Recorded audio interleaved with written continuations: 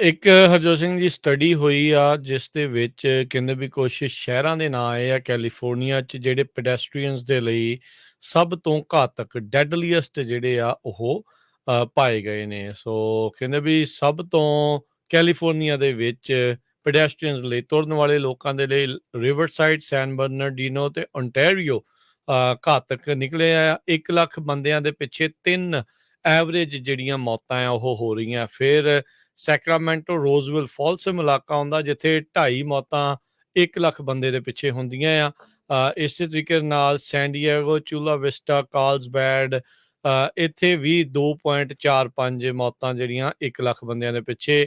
LA ਜਿਹੜਾ ਆ ਉਹ ਚੌਥੇ ਨੰਬਰ ਦੇ ਉੱਤੇ ਰਿਹਾ। ਐਲਏ, ਲੌਂਗ ਬੀਚ, ਐਨਾਹਾਈਮ 2.4 ਦੇ ਉੱਤੇ, ਤੇ ਫਿਰ ਸੈਨੋਜ਼ੇ, ਸਨੀਵੇਲ, ਸੈਂਟਾ ਕਲਾਰਾ 1.84 ਜਿਹੜੀਆਂ ਮੌਤਾਂ ਆਈਆਂ। ਓਵਰਆਲ ਜੇ ਮੁਲਕ ਭਰ ਦੇ ਵਿੱਚ ਜੇ ਉਹ ਦੇਖਿਆ ਜਾਵੇ ਤਾਂ ਟੌਪ 50 ਡੈਡਲੀਐਸਟ ਸਿਟੀਜ਼ ਦੇ ਵਿੱਚ ਇਹ 5 ਸ਼ਹਿਰ ਆਏ ਆ। 56ਵੇਂ ਨੰਬਰ ਦੇ ਉੱਤੇ ਉੱਦਾਂ ਸੈਨ ਫਰਾਂਸਿਸਕੋ, ਓਕਲੈਂਡ, ਬਰਕਲੀ ਜਿਹੜਾ ਉਹ ਆਇਆ ਹੈਗਾ। ਸੋ ਬੜਾ ਅਨਈਵਨ ਜਿਹਾ ਉੱਦਾਂ ਇਹ ਨੰਬਰ ਹੁੰਦਾ ਆ। ਪਰ ਆਪਾਂ ਦੇਖਿਆ ਵੀ ਪਿਛਲੇ ਕੁਛ ਸਾਲਾਂ ਦੇ ਵਿੱਚ ਪੈਡੈਸਟਰੀਅਨ ਦੀਆਂ ਮੌਤਾਂ ਦੇ ਵਿੱਚ ਲਗਾਤਾਰ ਇਜ਼ਾਫਾ ਹੋਇਆ ਹੈਗਾ ਆ। 2020 ਤੋਂ ਬਾਅਦ ਦੇ ਵਿੱਚ ਕਹਿੰਦੇ ਨਵੇਂ ਰਿਕਾਰਡ ਜਿਹੜੇ ਆ ਉਹ ਟੁੱਟੇ ਨੇ। 6500 ਮੌਤਾਂ 2020 ਦੇ ਵਿੱਚ ਹੋਈਆਂ ਜਿਹੜੀਆਂ ਕਿ ਇੱਕ ਦਿਨ 'ਚ 18 ਜਿਹੜੀਆਂ ਉਹ ਬਣ ਜਾਂਦੀਆਂ ਆ। ਇਹ ਜਦੋਂ ਡਾਟਾ ਰਿਲੀਜ਼ ਕੀਤਾ ਗਿਆ ਤੇ ਐਨੂਅਲ ਡੈਥਸ 2021 'ਚ ਪਿਛਲੇ ਸਾਲ 'ਚ 7200 ਜਿਹੜੀਆਂ ਉਹ ਪਹੁੰਚ ਗਈਆਂ। ਸੋ ਉਸ ਤੋਂ ਵੀ ਵੱਧ। ਸੋ ਗਵਰਨਰਸ ਹਾਈਵੇ ਸੇਫਟੀ ਐਸੋਸੀਏਸ਼ਨ ਦੇ ਦੁਆਰਾ ਇਹ ਪ੍ਰੋਜੈਕਸ਼ਨ ਜਿਹੜੀਆਂ ਆ ਰਹੀਆਂ ਆ ਜੋ ਕਿ ਕਾਫੀ ਘਾਤਕ ਜਿਹੜਾ ਹਰਜੋਤ ਸਿੰਘ ਜੀ ਬਣਦਾ ਹੈਗਾ ਆ। ਸੋ ਇੱਥੇ ਜਿਹੜੇ ਵੀ ਲੋਕ ਚੱਲਦੇ ਨੇ ਉਹ ਖੁਦ ਦਾ ਧਿਆਨ ਰੱਖਣ ਹੀ ਰੱਖਣ।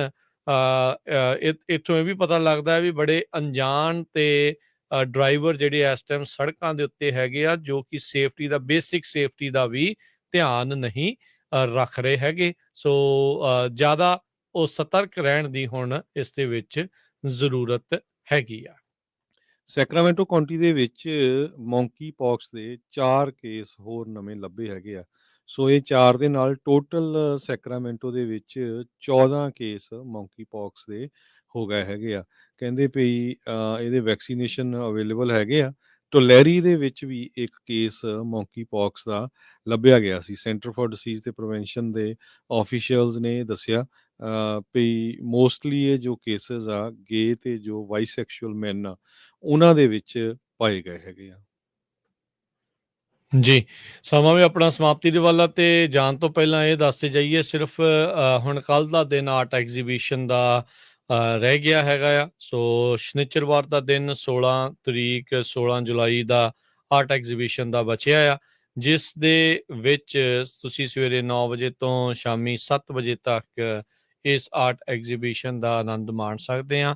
18ਵੀਂ ਸਦੀ ਦੇ ਸਿੱਖ ਇਤਿਹਾਸ ਦੇ ਬਾਰੇ ਇਸ ਦੇ ਵਿੱਚ ਬਖੂਬੀ ਉਸ ਘਟਨਾਵਾਂ ਨੂੰ ਸਿੱਖ ਇਤਿਹਾਸ ਦੀਆਂ 18ਵੀਂ ਸਦੀ ਦੀਆਂ ਉਹਨਾਂ ਦਾ ਚਿਤਰਨ ਕੀਤਾ ਗਿਆ ਆ। ਪਰਮ ਸਿੰਘ ਆਰਟਿਸਟ ਜਿਹੜੇ ਕਿ ਕੈਲਗਰੀ ਤੋਂ ਆ ਉਹਨਾਂ ਦੇ ਦੁਆਰਾ।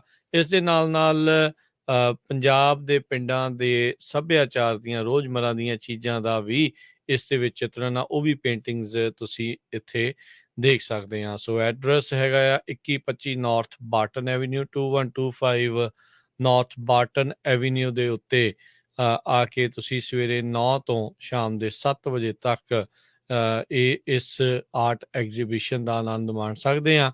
ਤੇ ਬੱਚਿਆਂ ਦੇ ਜਿਹੜੇ ਕੈਂਪ ਆ ਉਹ ਬਖੂਬੀ ਜਿਹੜੇ ਸਫਲਤਾਪੂਰਵਕ ਅੱਜ ਸੰਪੂਰਨ ਹੋਏ ਆ। ਉਹ ਪੂਰੇ ਹੋਏ ਆ 5 ਦਿਨਾਂ ਜਿਹੜੇ ਕੈਂਪ ਸੀਗੇ। ਇੱਕ 12 ਸਾਲ ਤੇ ਉਸ ਤੋਂ ਘੱਟ ਉਮਰ ਦੇ ਬੱਚਿਆਂ ਦਾ ਤੇ ਇੱਕ 12 ਸਾਲ ਤੇ ਉਸ ਤੋਂ ਵੱਧ ਉਮਰ ਦੇ ਬੱਚਿਆਂ ਦਾ ਜਿਹੜੇ ਆ ਉਹ 2 ਕੈਂਪ ਜਿਹੜੇ ਉਹ ਚੱਲੇ ਤੇ ਉਹ ਉਸ ਦੇ ਵਿੱਚ ਤਕਰੀਬਨ 40 ਬੱਚਿਆਂ ਨੇ ਭਾਗ ਲਿਆ ਆ। ਸੋ ਉਮੀਦ ਆ ਵੀ ਆਪਾਂ ਵੀ ਚਲੋ ਅਗਲੇ ਸਾਲ ਵੀ ਇੱਦਾਂ ਦੀ ਚੀਜ਼ ਜਿਹੜੀ ਉਹ ਹੋਵੇ ਗੁਰੂ ਬਖਸ਼ਿਸ਼ ਦੇ ਨਾਲ। ਤੇ ਫਿਰ ਤੁਸੀਂ ਜ਼ਰੂਰ ਜਿਹੜੇ ਬੱਚੇ ਇਸ ਵਾਰ ਰਹਿ ਗਏ ਆ ਉਹ ਜ਼ਰੂਰ ਇਸ ਦੇ ਵਿੱਚ ਵੀ ਹਿੱਸਾ ਲੈਣ। ਤੇ ਬਾਕੀ ਜਿਹੜੇ ਆਰਟ ਐਗਜ਼ੀਬਿਸ਼ਨ ਦੇਖਣੋਂ ਰਹਿ ਗਏ ਆ ਅੱਜ ਵੀ ਬਹੁਤ ਸਾਰੇ ਲੋਕ ਦੂਰੋਂ ਨੇੜਿਓਂ ਉਹਨਾਂ ਨੇ ਆ ਕੇ ਆਰਟ ਐਗਜ਼ੀਬਿਸ਼ਨ ਦਾ ਆਨੰਦ ਮਾਣਿਆ ਆ।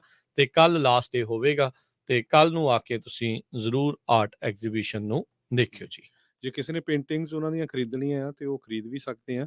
ਪਰਮ ਸਿੰਘ ਖੁਦ ਵੀ ਇੱਥੇ ਆਏ ਹੋਏ ਹੈਗੇ ਕਿਉਂਕਿ ਉਹਨਾਂ ਨੇ ਕੈਂਪ ਲਾਇਆ ਸੀ।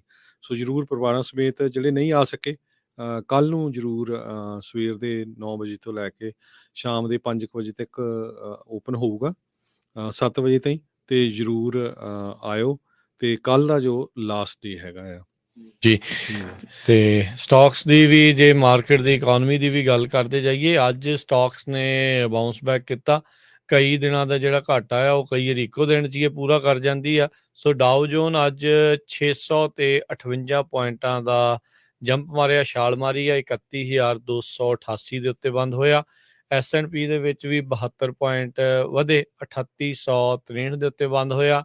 ਨੈਸਡੈਕ 201 ਪੁਆਇੰਟ ਵੱਧ ਕੇ 11,452 ਦੇ ਉੱਤੇ ਬੰਦ ਹੋਇਆ। ਸੋਨੇ ਦਾ ਭਾਅ $1706 ਪ੍ਰਤੀ ਆਉਂਸ ਰਿਹਾ, ਤੇ ਕੱਚੇ ਤੇਲ ਦੀ ਕੀਮਤ $97 ਪ੍ਰਤੀ ਬੈਰਲ ਦੇ ਉੱਤੇ ਚੱਲ ਰਹੀ ਆ। 10 ਈਅਰ ਯੀਲਡ 2.91% ਤੇ ਕ੍ਰਿਪਟੋ ਕਰੰਸੀਜ਼ ਦੇ ਵਿੱਚ ਬਿਟਕੋਇਨ 20,701 US$ ਦੇ ਬਰਾਬਰ ਤੇ ਇਥੀਰੀਅਮ $1,214 ਦੇ ਬਰਾਬਰ ਚੱਲ ਰਿਹਾ ਆ। ਜੀ, ਇੱਕ US$ ਦੀ ਕੀਮਤ ਇੰਡੀਆ ਦੇ 79 ਰੁਪਏ ਤੇ 88 ਪੈਸੇ ਦੇ ਬਰਾਬਰ ਰਹੀ ਆ। ਇੱਕ US$ ਦੀ ਕੀਮਤ ਕੈਨੇਡਾ ਦੇ $1 ਤੇ 30 ਸੈਂਟ ਦੇ ਬਰਾਬਰ ਰਹੀ ਆ।